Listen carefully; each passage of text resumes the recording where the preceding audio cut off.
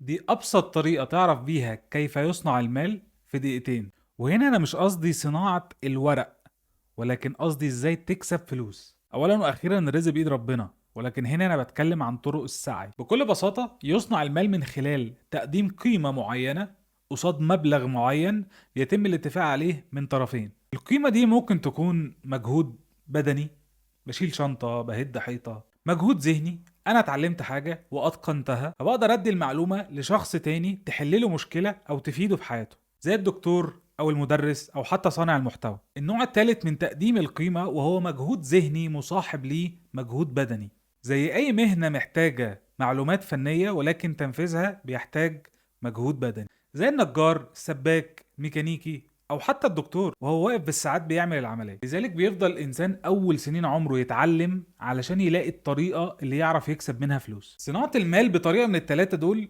بتضمن لك دخل ما مرتبط بقدراتك البدنيه وبمعلوماتك اللي اتعلمتها وبمهاراتك الذهنيه، علشان تقدر تدمج ما بين القوة البدنية وبالمعلومات اللي انت اتعلمتها. ولكن تكمن المشكلة دايما ان تحصيل الدخل مرتبط بقدرتك على تقديم القيمة دي، وهنا في عوامل مختلفة ممكن تأثر على القدرة دي، زي ان اليوم 24 ساعة، فانت مهما اشتغلت هتشتغل كام؟ 8 10 12 او حتى 14 ساعة لو انت بتموت نفسك. ده غير ان صحتك وظروفك الشخصية مش دايما هتسمح لك انك تعمل الشغل بنفس القدرة.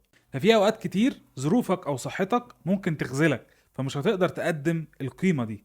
لذلك بدأ الانسان يفكر ازاي يكسب فلوس من غير ما يكون وجوده مؤثر بشكل اساسي في حجم القيمة اللي هو بيقدمها.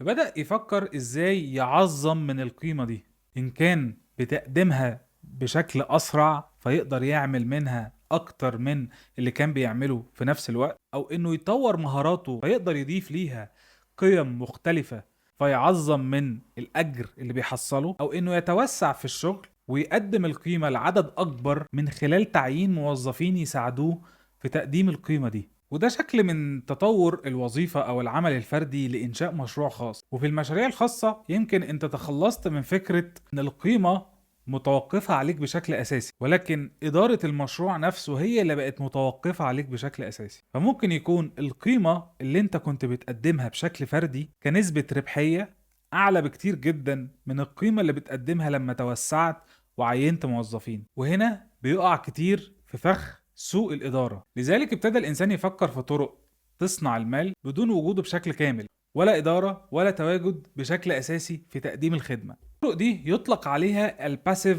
انكم أو الدخل السلبي. الدخل السلبي ليه طريقين.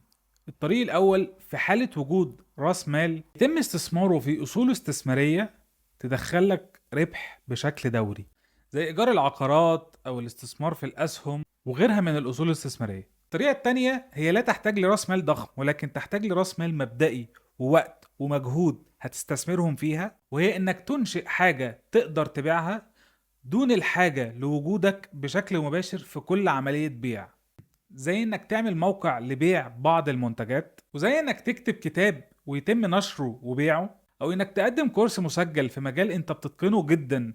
ودي اقولها في رمضان. رمضان ايه يا افتح ايدك يا ابو صلاح. الطريقتين بيجيبوا فلوس وانت نايم، ولكن الطريقة الأولانية فلوسك هي اللي بتجيب فلوس. الطريقة التانية وقتك ومجهودك اللي انت استثمرتهم فيها في الأول هما اللي بيجيبوا فلوس.